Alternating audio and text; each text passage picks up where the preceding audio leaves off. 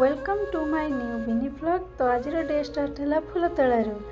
Then मु बाहरी गली मो कम घर को आसी मु लगेली गैस आउ बनैली चकुली पिठा। देखंतु फ्रेंड्स मु केमिति बनाउची चकुली पिठा। देन मो पेट पूजा सारी बाहरिली धान को नहीं अंगनबाड़ी। तो सेठी चंद्री मंदिर मान सहित टिके मस्ती करी देखंतु टिके से माननको। देन बाबुनु बहुत खुशी आज अंगनबाड़ी जाइछि। तो सी जेजेमा कोल केमती होउछि देखंतु फ्रेंड। तो आमे बाहरिलु एबे भोजी खाई। ओ माय गॉड देखंतु ये केमती होउछन सब। तो ये होउछि हमर गलु मोली। देन मो प्रभु को टिके मो दुख कथा जाने।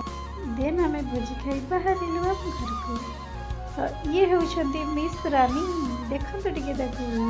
One eternity later.